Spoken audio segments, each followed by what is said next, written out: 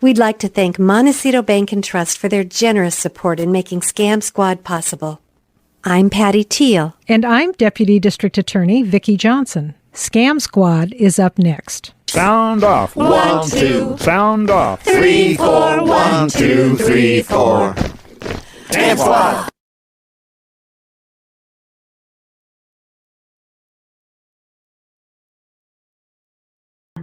Welcome to Scam Squad. I'm Patty Teal here with Deputy District Attorney Vicky Johnson, and she always warns us about the latest scams. Hi, Vicky. How are you today? Fine, thank you, Patty. So, as we know, scammers follow the headlines, and the headlines nowadays are all about the war in Ukraine. So I guess it was inevitable that scammers would take advantage of this very tragic situation, and apparently they have. So today, Patty, we need to talk once again about charity scams. Gosh, Vicky, it kind of breaks my heart to think about these unconscionable people who are taking advantage of good-hearted people who really want to help those that are suffering. But as we know, scammers are very opportunistic and they have no conscience. So let us know how these scams work. Well, it starts, of course, with some kind of communication. It could be a phone call, a text, something on social media, and sometimes even an in-person solicitation asking for donations for the people in Ukraine. Gosh, Vicky, I see these all the time. I do too. And the name of the so-called charity might sound familiar, which fools some people because bogus charities like to use names that are very similar to existing charities because it makes them sound more legitimate. Well, that can be confusing. You don't want to give to a similar sounding charity that has nothing to do with that real charity. What are the red flags? Scammers will try and get you to act quickly. And this is a big red flag because legitimate charities will take your donation when you are ready to provide it.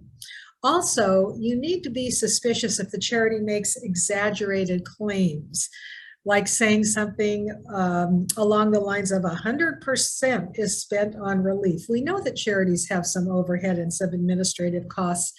And Patty, another red flag is asking you to make payment by some unusual method, like a gift card. We know that's a big red flag.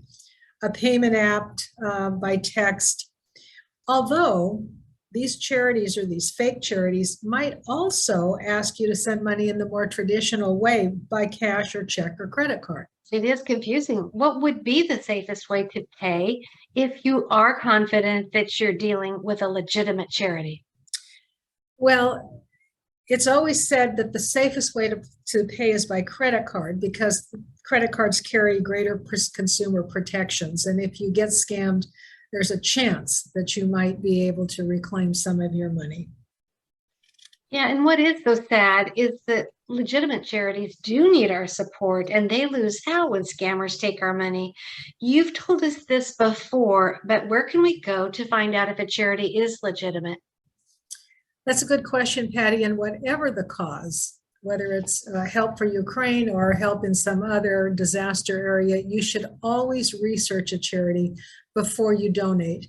And it's easy to do this. So you can go to a site like give.org or Charity Watch. And also Charity Navigator, I am told, has a page specifically dedicated to high-performing charities engaged in relief efforts in the Ukraine. So that would be a great resource. And I know, Patty, that one charity that operates out of Santa Barbara and does an amazing job of getting medical supplies to disaster areas is Direct Relief International. They've been highly recommended for a very long time, and they're a very legitimate and high-performing organization. Well, that is really good to know. And I know that bbb.org is also a good place to check out a charity. Yes, and the Better Business Bureau has some excellent tips for prospective donors and some things that I wouldn't have thought of. For example, I think this is a great question. Can the charity get into the impacted area? It's not so easy to get into a war-torn country like Ukraine. So while it may be a good charity, they might have trouble getting the relief where it's needed, and another choice might be better. So if you can, see if the charity has a presence in the Ukraine, if that's where you want your money to go. Well, that's an excellent point, Vicky, because in an emergency situation, you need some assurance that the money or supplies can be quickly distributed. And another tip, should you send clothing and food? There are well-meaning local food and clothing drives, but sending them overseas is quite another issue. It might be difficult to deliver and disperse those items. In fact, I saw an interesting picture in the newspaper the other day of a gentleman fast asleep on a pile of clothing that had been dumped in a train depot. So, you just don't know how that particular kind of item might be distributed if there's a way to even do it effectively. Yeah, and I know it's also important to find out what percentage of gifts actually get to those in need, as opposed to folks that are running the charity. What about a crowdfunding appeal? Some of those can be so heart-touching. Absolutely, but here's the danger. Some of those sites don't do a very thorough job of vetting.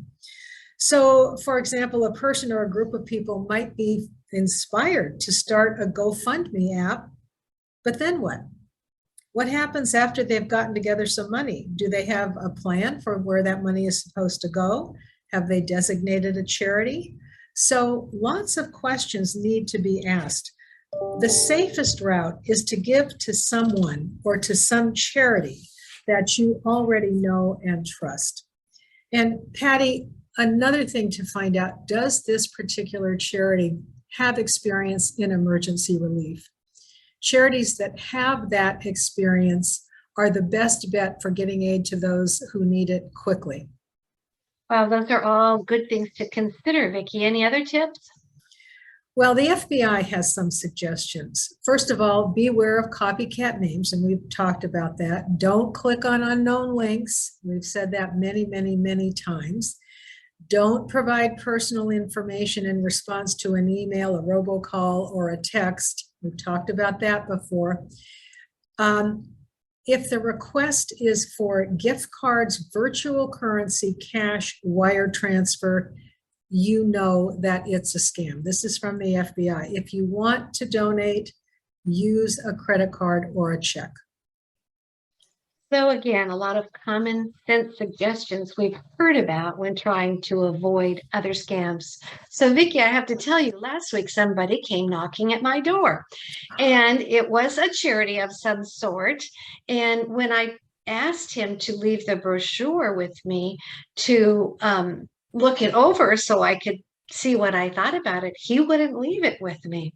Wow. He actually said I had to give money before I would be allowed to read about the charity in the brochure. And of course, co-hosting Scam Squad has let me know that this was probably a scam, but that was pretty bad when they wouldn't even let you read about it. Absolutely right. That is a huge red flag. In fact, when you get phone calls about donating to various charities, one of the things that I always used to do, and back in the days when I would pick up and answer my phone, if somebody asked for money, I would say, well, I never make donations over the phone. You need to send me some information about your charity. I will take a look at it and then I will make a decision. And if they were unwilling to send me information, I knew I was dealing with a scammer. So yeah, good job, Patty. Good well, job, thank you. Well, I guess I shouldn't have answered the door in the first place. So I guess, a C+, perhaps, but at least I was suspicious and pretty sure that it was not a real charity. So it can happen in many areas. It can happen so easily. It can happen on the phone when you answer your door. And it's just better to be cautious because we all want to give and help the terrible situation, especially in Ukraine right now. But we have to be careful that it's not going to some bogus fraudster. Absolutely. So I do have some good news today, or actually some interesting news. We've talked about mail theft a lot of times and what the fraudsters are looking for when they go through your mailbox. And I've said many times they're looking for checks. So what do they do with those checks? Well, I just got this article from the Department of Justice, and the headline is Nigerian national sentenced to over 4 years in federal prison for mail fraud conspiracy, resulting in the loss of more than $500,000. So here's the story behind that headline. The thief was actually a postal worker, and he was working here in the United States. And so it was very easy for him as a postal worker, before he put the mail in the mailbox, to go through them and steal anything that looked like it might contain a check.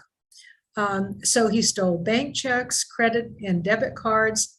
And what he did with that information that he had just on those two items was open up fraudulent bank accounts in the victim's name. So he would take your check, he would see your name, he would see your address, he would see the routing number, and he would open up a new account using your name, and then he would deposit the money that he was able to steal by creating fraudulent checks on your own bank account and deposit that into the fake bank account. He did the same thing with credit cards. Once he had a bank account open, he would make a credit card. He would take out credit cards attached to that account. And then, of course, he'd run up debt on the credit card, but the credit card was in your name or the name of the person whose checks he had stolen. So he did that to the tune of $500,000.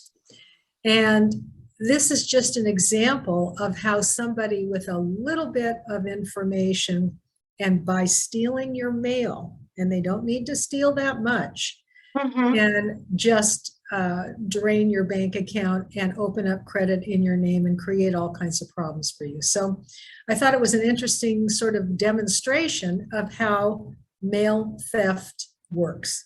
Right. And I'm sure that 99.9% of postal workers are great human beings and totally honest, but you got one bad seed in there, and look at the havoc he created for so many people. Right. This is why I say locked mailbox, or take your checks that you're going to mail down to the post office, walk into the post office, set them on the counter in front of the mail clerk. And it can be a little inconvenient, but it only takes a moment, and it can save you a lot of problems. Absolutely. Thank you. Thank you for that warning again, Vicky. And would you leave us with your fraud hotline? And I know you always invite people to call if they're worried that they've been scammed, or if they've heard about a scam and they want your advice on it. Absolutely. The phone number is area code 805-568-2442. I'll say that again, 805-568-2442. Thank you so much, Vicky. I look forward to hearing your advice next week. Take care. Patty, you too. Bye. Bye.